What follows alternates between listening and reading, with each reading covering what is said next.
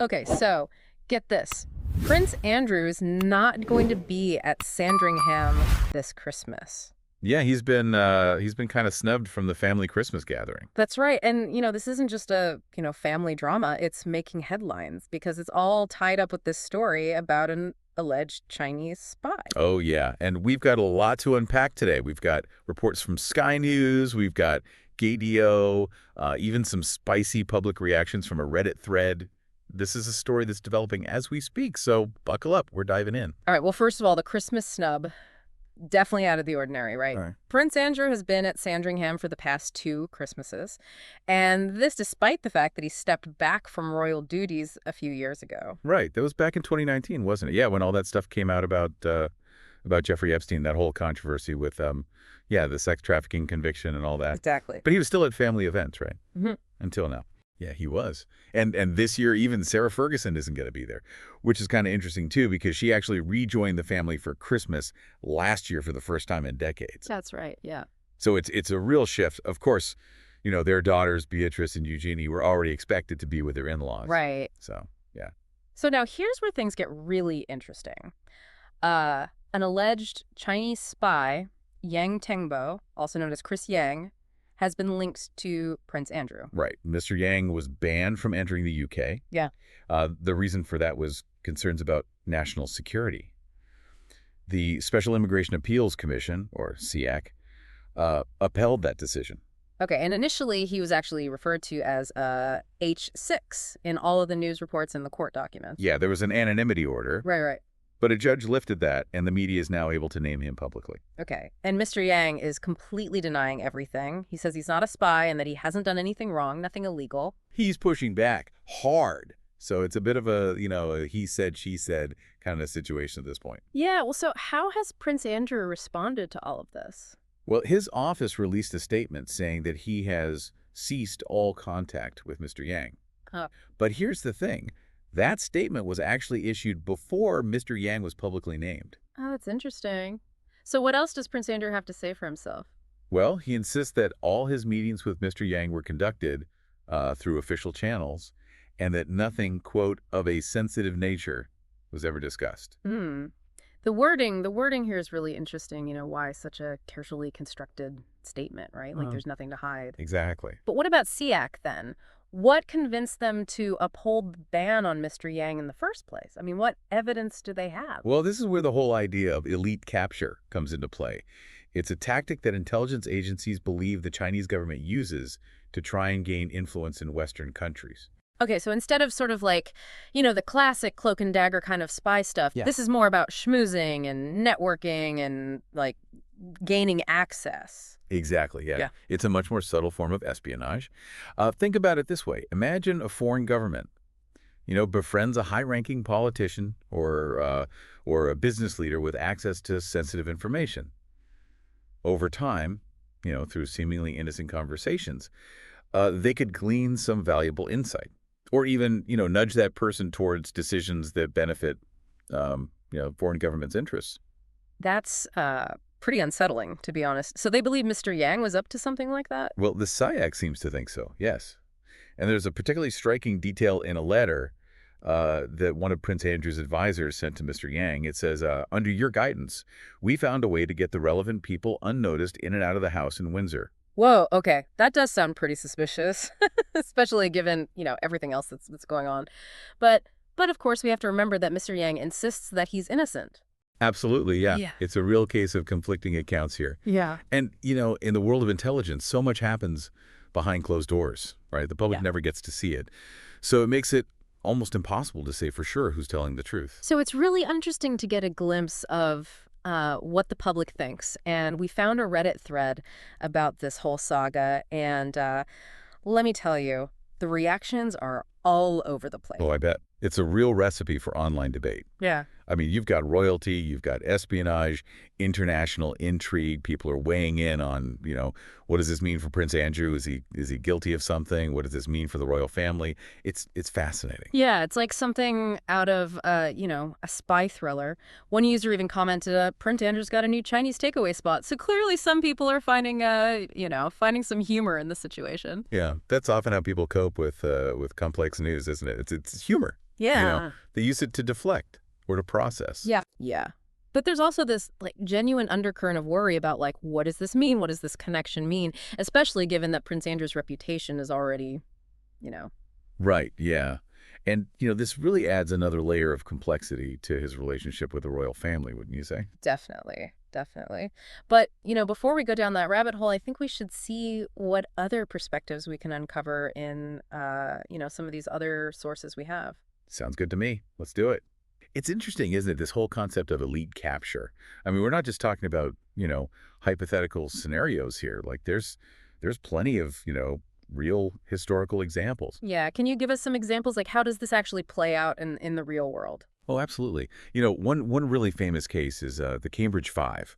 This was a group of British spies who were actually recruited by the Soviet Union during World War II. And they held really prominent positions in British society and the government.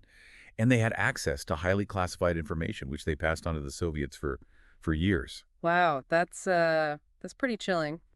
So like how did that even happen? How do people in positions of power become like susceptible to that kind of I don't know, influence manipulation? Well, it's often a very gradual process. It might start with seemingly harmless interactions, right? Yeah. And those evolve into deeper relationships. And the target, the person being targeted, they may not even realize that they're being manipulated until it's too late. And that brings us back to Prince Andrew, right? I mean, we can't definitively say whether or not he was a victim of this. Right. But the allegations certainly raised some concerns about his vulnerability to this kind of tactic.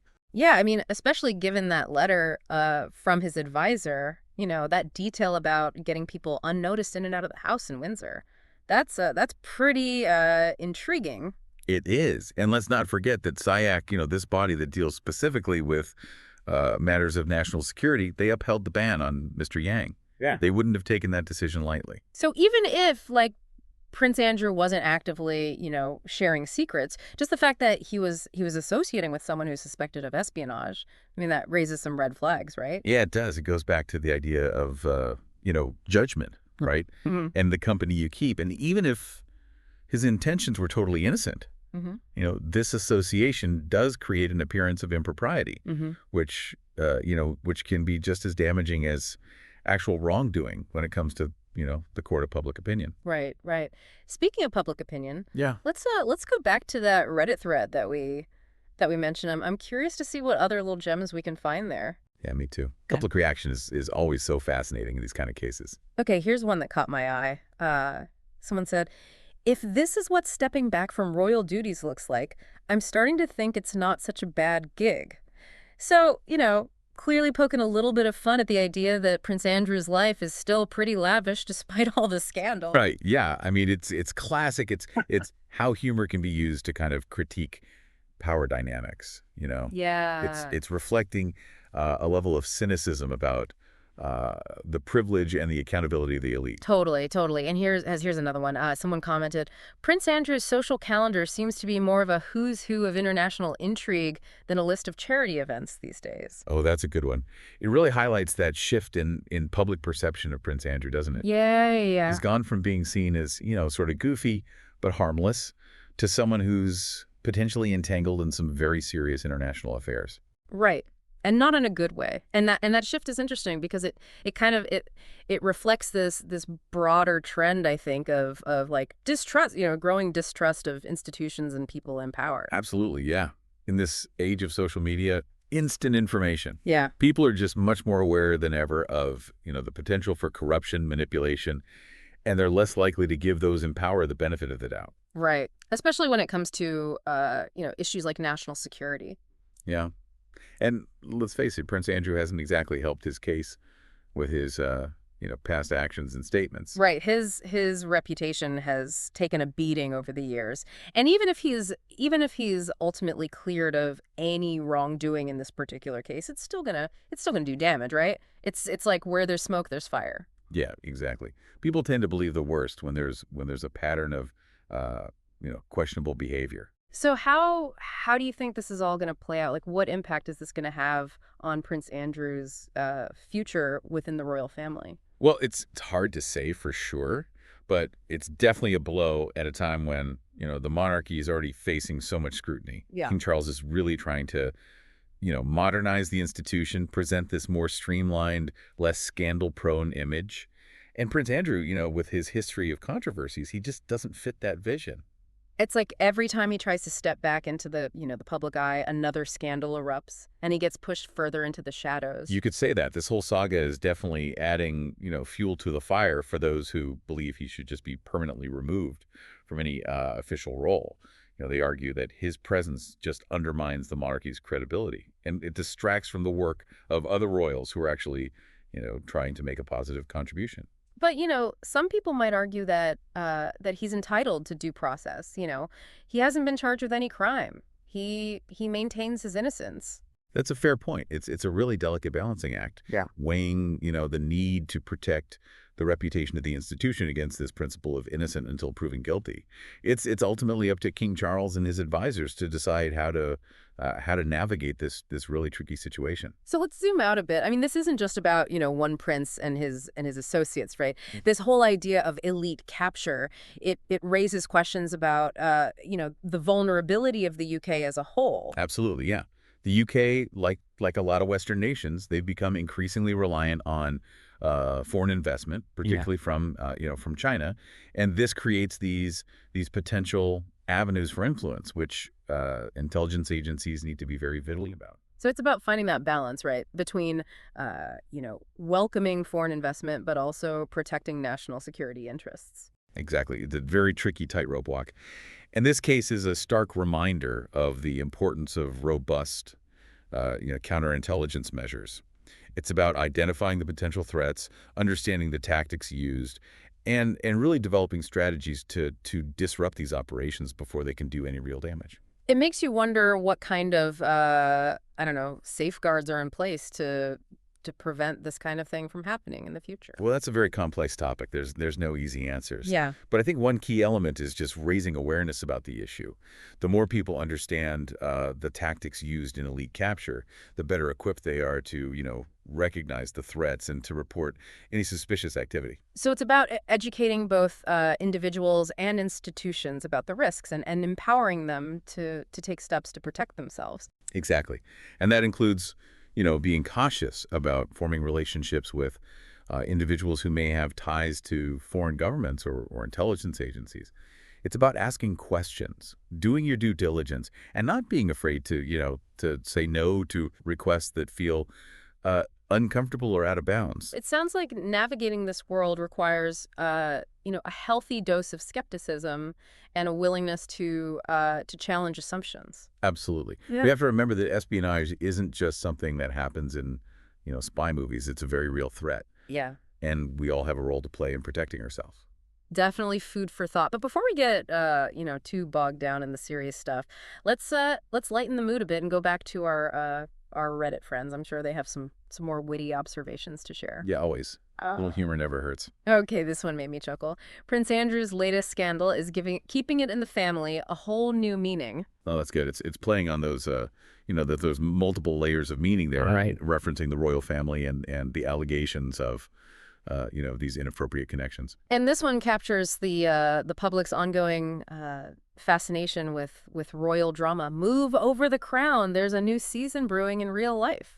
Yeah, that's perfect. People are just drawn to stories of power, intrigue, scandal, and the royal family, never fails to deliver. It's true. This latest chapter in the Prince Andrew saga is certainly no exception. But before we get too carried away with all the theatrics, there's a question that's been lingering in my mind throughout this whole discussion. Throughout this whole thing, I'm thinking about this elite capture idea. Like, could this actually hurt the UK's relationships with other countries? Oh, it's definitely a concern. I mean, the UK government has been pretty vocal about cracking down on, Chinese espionage. In this case, this could escalate tensions. I mean, I wouldn't be surprised to see calls for, stricter security measures, more scrutiny of foreign investments, even individuals with ties to China. So we're not just talking about one prince anymore. This could ripple outwards and affect the UK's whole foreign policy, right? With a major global power. Exactly. And it's all happening against this backdrop of, already strained relations between the West and China. I mean, think about it. You got the trade disputes, the human rights concerns, the situation with Taiwan. It's complicated. And this case is just, adding fuel to the fire. So what about the British public? How are they reacting to all of this? I mean, we've had some fun with the Reddit comments, but what's your sense of the overall sentiment? Well, there's no denying that Prince Andrew's reputation is taking a hit. Again, there's a real sense of, just fatigue. Like he's a constant source of embarrassment. Yeah. And with King Charles trying to modernize the monarchy, all these scandals, it's not helping. Not at all. This incident raises some really serious questions about the judgment of, senior royals and whether the institution itself is actually vulnerable to foreign influence. Okay, so final thoughts. What can we learn from all of this?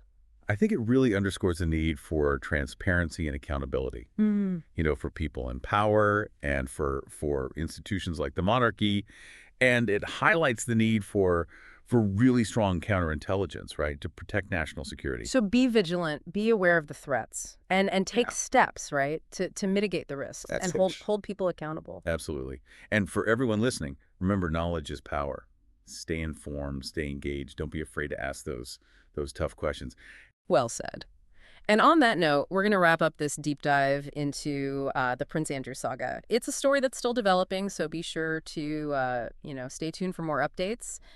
And in the meantime, keep those Reddit threads coming. We love seeing what you all have to say. Until next time, stay curious and stay informed. And remember, sometimes truth is stranger than fiction, especially when it involves royalty, espionage, and a Christmas party gone wrong.